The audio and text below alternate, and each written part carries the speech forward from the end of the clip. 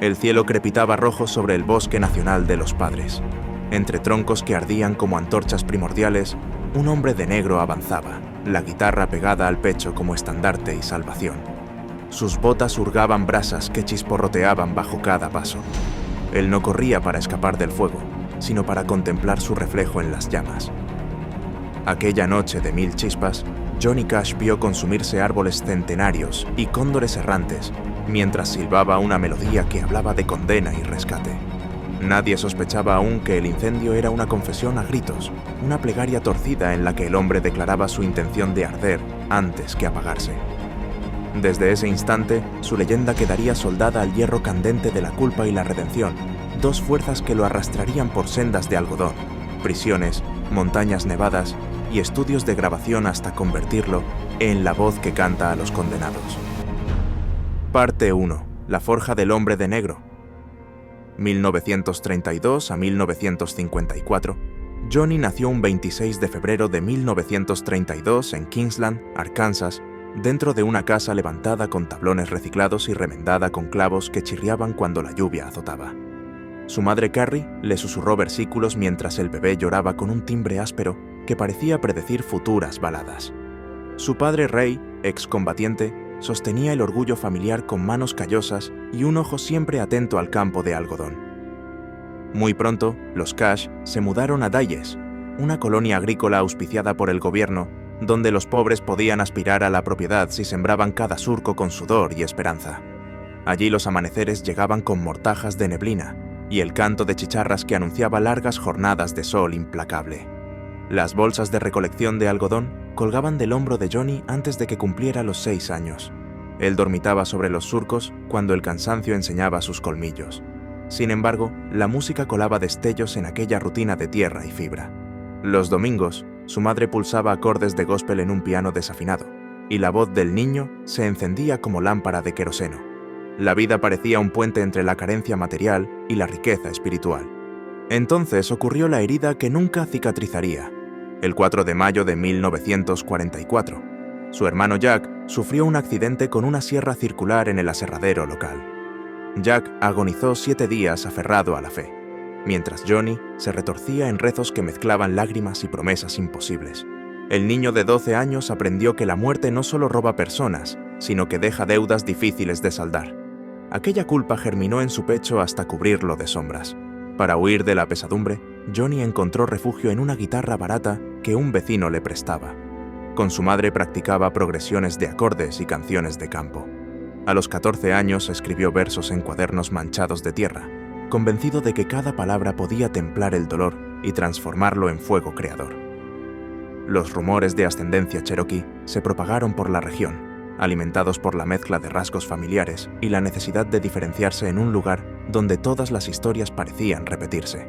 Décadas después, un análisis genealógico revelaría linajes europeos y afrosicilianos sin rastro indígena, pero la mitología ya estaba tejida, y él la usaría como abrigo de singularidad. En 1950 se alistó en la Fuerza Aérea de los Estados Unidos y fue destinado a Landsberg, Alemania Occidental.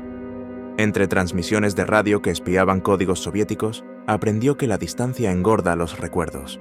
Las barracas olían a humedad y a promesas truncas, así que Johnny llenó las noches con canciones inventadas. En una fiesta de despedida, previa al embarque, había conocido a Vivian Liberto en una pista de patinaje de San Antonio. Ahora las cartas volaban sobre el Atlántico cargadas de anhelos y pequeños secretos.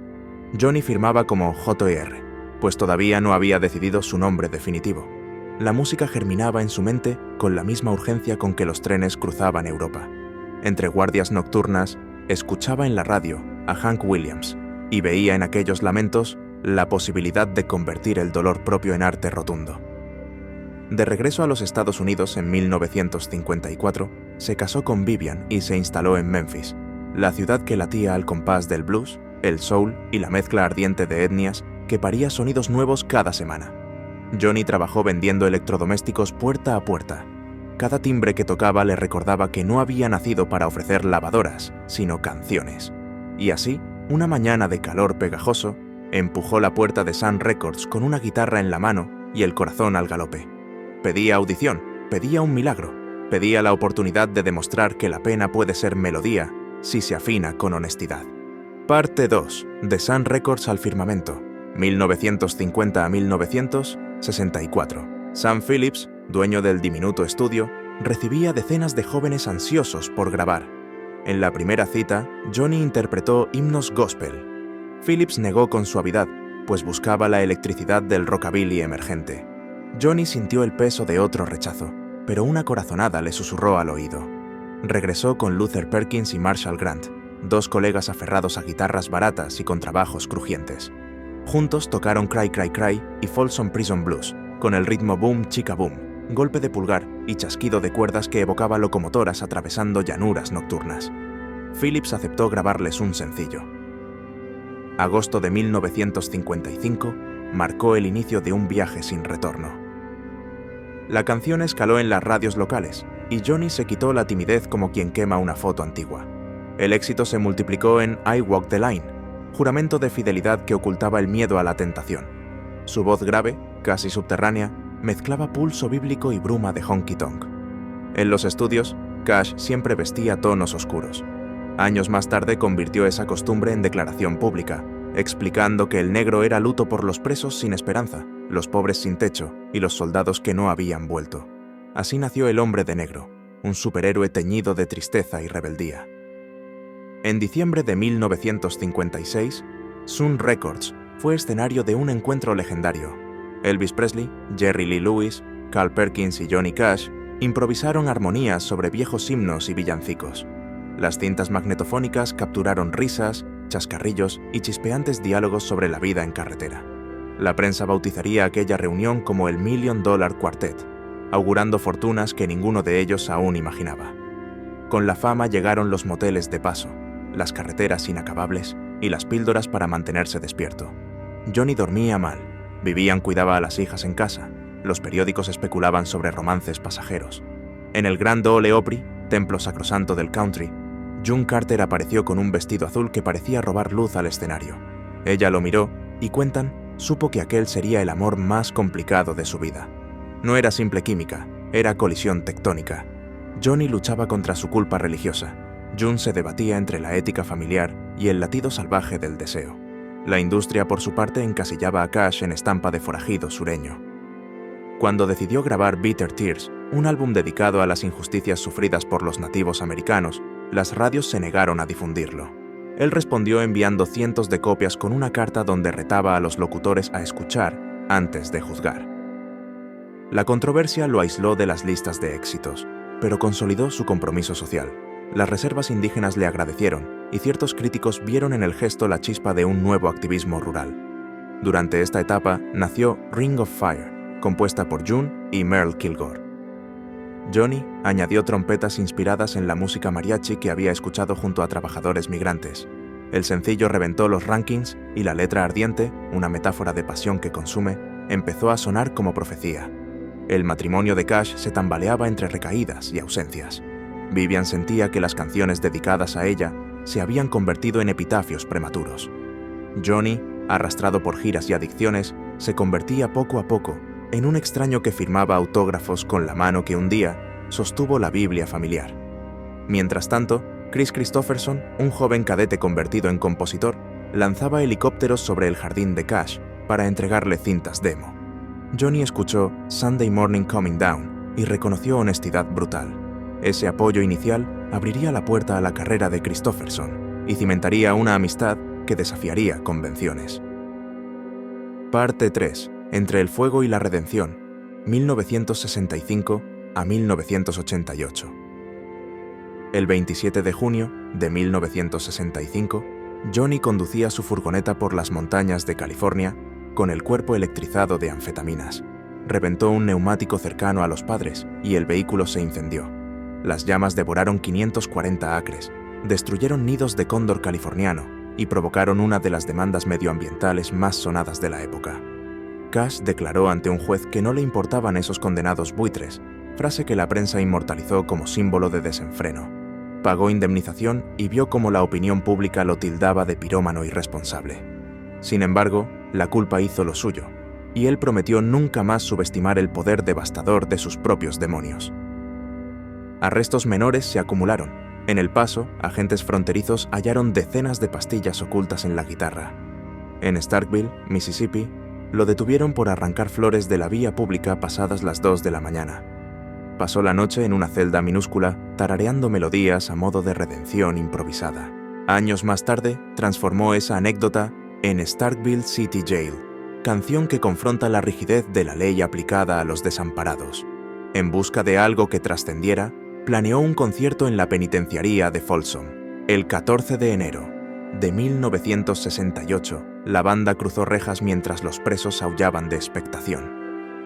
Johnny comenzó con Folsom Prison Blues y la respuesta fue un rugido que estremeció a los guardias. El disco en vivo se convirtió en triunfo comercial y cultural, mostraba empatía cruda junto a humor oscuro y convirtió la prisión en catedral. Un año después, repitió la gesta en San Quentin, regalando al público la primera versión de A Boy Named Sue. Aquellas actuaciones consolidaron al cantante como defensor de las voces marginadas.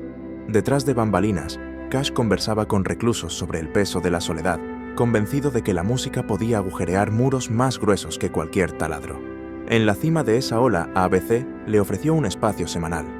El Johnny Cash Show debutó en junio de 1969. El decorado combinaba raíces country con estética folk. Cash invitó a Joan Baez, Neil Young, Ray Charles, Louis Armstrong y The Who, derribando barreras de género musical. La cadena se inquietaba cuando el presentador hablaba de justicia social y mostraba orgullo por sus raíces humildes. Cuando Chris Christopherson interpretó Sunday Morning Coming Down, los ejecutivos exigieron que cambiara la palabra stoned. Cash se negó y cantó la letra íntegra en directo. Aquella determinación le granjeó respeto intergeneracional. El 17 de abril de 1970, el presidente Richard Nixon pidió a Cash que actuara en la Casa Blanca. Le sugirió tocar canciones que ridiculizaban la protesta juvenil. Johnny respondió con What is Truth, balada que denunciaba la brecha entre generaciones y la hipocresía política. Esa noche la sala refugió de incomodidad y asombro. El hombre de negro demostraba que la ternura puede convivir con la incorrección cuando el mensaje es honesto. En febrero de 1968, Johnny pidió a June matrimonio frente a 6.000 personas en Londres, Ontario. Ella dijo sí, mientras la banda improvisaba un acorde mayor que retumbó como cañonazo. El matrimonio se selló 15 días después.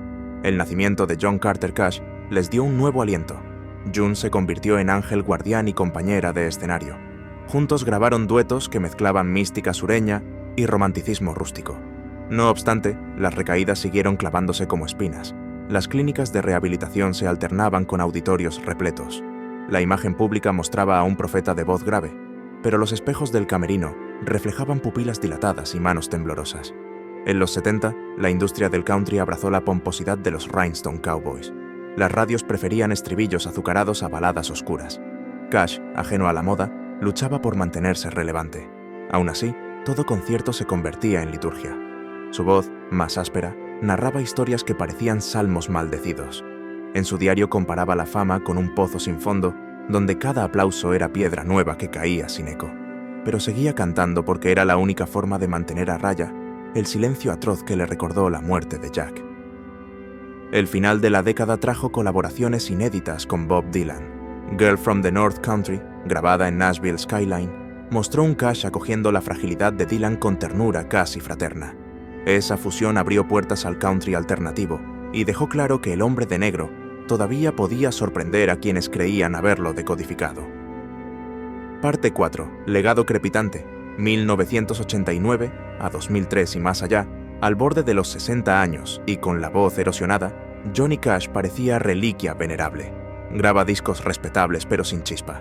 Entonces aparece Rick Rubin, productor barbudo de oreja inquieta que había impulsado grupos de rap y metal. Se cita con Cash en su mansión de Los Ángeles. Le pide que traiga solo la guitarra. Johnny toca Delia's Gone mientras la madera cruje bajo sus dedos. Rubin queda hipnotizado. Propone un álbum sin adornos, una voz, una cuerda y la verdad. Así nació American Recordings en 1994. La crítica lo calificó de milagro despojado. Las nuevas generaciones descubrieron a un anciano que cantaba asesinatos con la calma de un predicador y confesiones con la furia de un adolescente. La serie continuó con Unchained, Solitary Man, The Man Comes Around y American Quarrel. Cash versionó Rusty Cage de Soundgarden Personal Jesus de Depeche Mode y One de U2, como si hubieran sido escritas para él. Cada versión era un exorcismo. El clímax llegó con Hurt. El videoclip, rodado en su museo doméstico, mostraba platos quebrados, flores marchitas y un Johnny Cash inmóvil acariciando cuerdas despacio. Sus ojos parecían pozos donde cabían todas las guerras internas. Trent Reznor, el autor original, declaró que después de escuchar a Cash, la canción dejó de pertenecerle. Mientras tanto, la salud del cantante se resquebrajaba. Neumonías recurrentes, neuropatías y un sistema inmune debilitado lo obligaron a grabar sentado. June Carter Cash lo cuidaba con devoción feroz. Su complicidad se transformó en coro íntimo que resonaba en cada habitación. En mayo de 2003, June murió por complicaciones cardíacas. Johnny, devastado, escribió una última entrada de diario. La luz se ha ido y el mundo es un lugar extraño. Aún así continuó grabando, pues prometió a Rick Rubin terminar varias canciones que restaban. Su voz ya apenas era un susurro con filo. El 12 de septiembre de 2003, Johnny Cash falleció en el Baptist Hospital de Nashville. Tenía 71 años y las manos cruzadas sobre el pecho parecían todavía sostener una guitarra invisible. Los periódicos inundaron portadas con titulares sobre el hombre de negro. Las emisoras mezclaron I Walk the Line con Hurt y millones de oyentes lloraron a un hombre que sobrevivió a sus propios incendios para arder al fin de forma serena. Tras su muerte, biólogos y arqueólogos culturales estudiaron su árbol genealógico. Encontraron huellas mediterráneas y cierta línea afroamericana, derribando la leyenda cherokee. Lejos de restarle magia, el hallazgo multiplicó las ramificaciones de su historia en un país construido sobre mezclas. Las conmemoraciones surgieron como flores en Starkville con el Johnny Cash Flower Picking Festival. En Folsom, los presos pintaron murales con su figura. El Salón de la Fama del Rock lo recibió con honores. Bandas punk rindieron tributo, y la moda abrazó el negro absoluto como símbolo de integridad frente a la extravagancia vacía. Museos itinerantes expusieron su Biblia, llena de anotaciones, su máquina de escribir portátil y los trajes negros que parecía haber heredado de la noche misma. Cash se convirtió en puente entre tradiciones. Bruce Springsteen lo llamó el Abraham Lincoln del country. Chris Cornell habló de aprender a cantar con los pies hundidos en tierra gracias a él. Artistas de rap encontraron inspiración en su honestidad callejera. Pastores citaron sus letras para ilustrar la parábola del hijo pródigo. Los enfermos terminales escucharon Hurt como reflejo de su propia verdad. Los reclusos siguieron entonando Folsom Prison Blues como himno clandestino. Las nuevas camadas de guitarristas copiaron el patrón Boom Chicka Boom sobre loops y bases electrónicas, constatando que los latidos primarios nunca caducan. Hoy, streamings digitales contabilizan millones de reproducciones mensuales, y cada diciembre la voz grave de Cash vuelve con God's Gonna Cut You Down, para recordar que la justicia divina esquiva playlists y modas pasajeras. En universidades de música se estudia su fraseo como ejemplo de economía expresiva. En facultades de teología se analizan sus diarios donde conviven pasajes bíblicos y confesiones terrenas. En pasarelas de París, diseñadores reinterpretan su silueta en trench coats monocromos. Johnny Cash ya no es solo músico, es arquetipo. La unión imposible entre ángel caído y profeta callejero.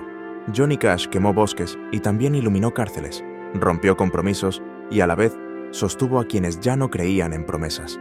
Su voz nació desde el polvo del algodón y murió ondeando en videoclips que todavía estremecen pantallas de alta definición. No fue un santo ni un proscrito absoluto, sino un testigo de la fragilidad humana, capaz de cantar alabanzas minutos después de invocar demonios. En cada cuerda que pulsaba había un eco de culpa y una chispa de perdón, luchando como hermanos rivales que se necesitan. Al final, sus canciones siguen aquí para recordarnos que la oscuridad puede convertirse en faro cuando la honestidad es total. Si este viaje encendió algo dentro de ti, regálanos tu me gusta y suscríbete. Mantendremos viva la lumbre para que la historia del hombre de negro siga palpando almas cuando caiga el telón y solo quede el crepitar persistente de su leyenda.